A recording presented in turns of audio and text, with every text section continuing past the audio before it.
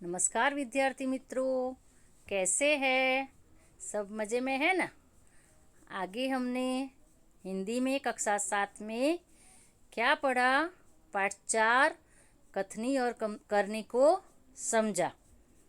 आज हम आगे पढ़ने वाले हैं। विद्यार्थी मित्रों, तब तक आप लोगों ने अगर अपनी पाठशाला की जो चैनल है उसको सब्सक्राइब नहीं किया हो तो वह सब्सक्राइब ज़रूर कर लीजिएगा।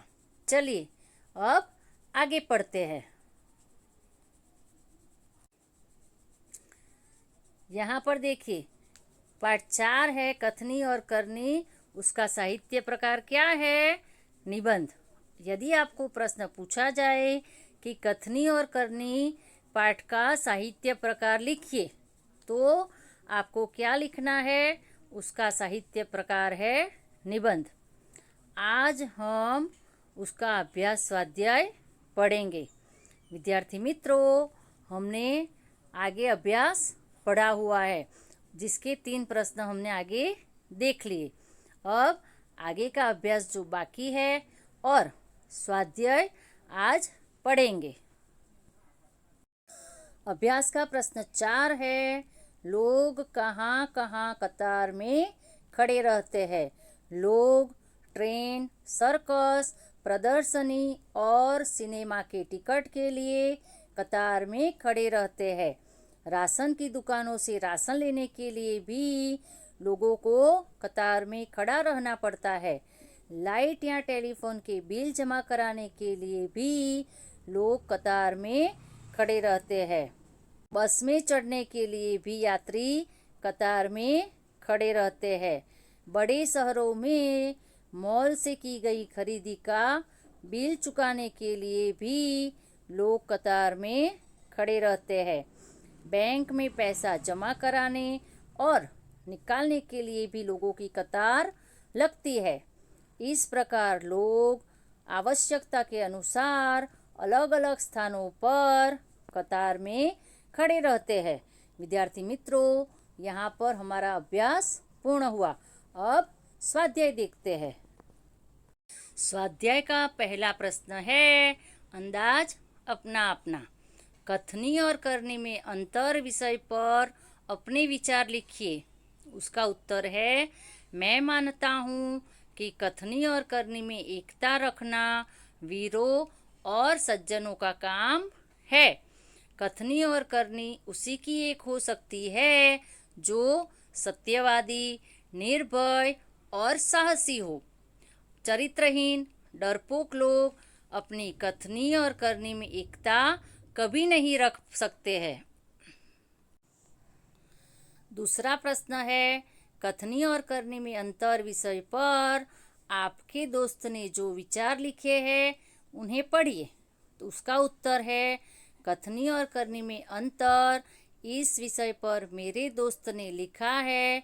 मैंने बहुत कोशिश की कि मैं जैसा कहूँ वैसा ही करूँ, परंतु मुझे सफलता नहीं मिली।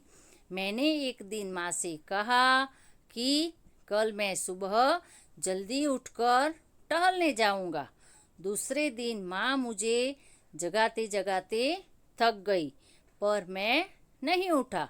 मेरी कथनी और करनी में हमेशा जमीन आसमान का अंतर रहा। मेरे विचार से कहना बहुत आसान है, पर अपने कहे के अनुसार व्यवहार करना बहुत ही मुश्किल है। फिर भी मैं कोशिश करूँगा कि मेरी कथनी और करनी में अंतर न हो।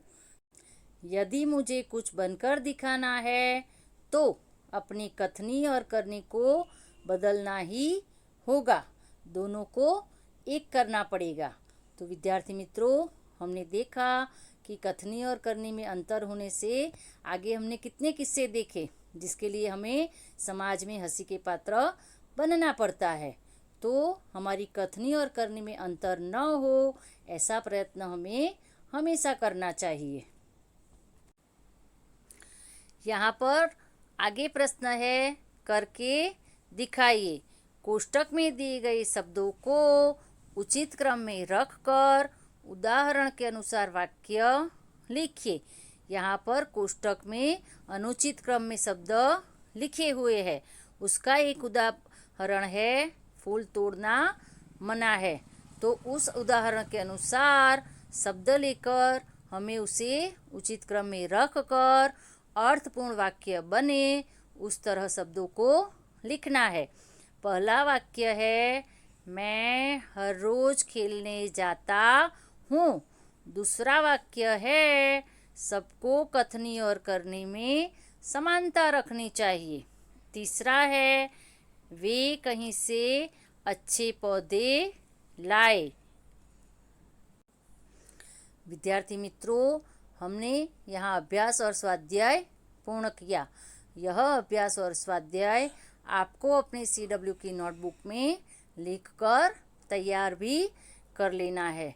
विद्यार्थी मित्रों, यदि आपने पाठशाला की चैनल को सब्सक्राइब और लाइक नहीं किया है तो सब्सक्राइब ज़रूर कर लीजिएगा। आप लोगों ने मेरा वीडियो इतनी अच्छी तरह से ध्यान से देखा, उसके लिए मैं आपकी आभारी हूँ।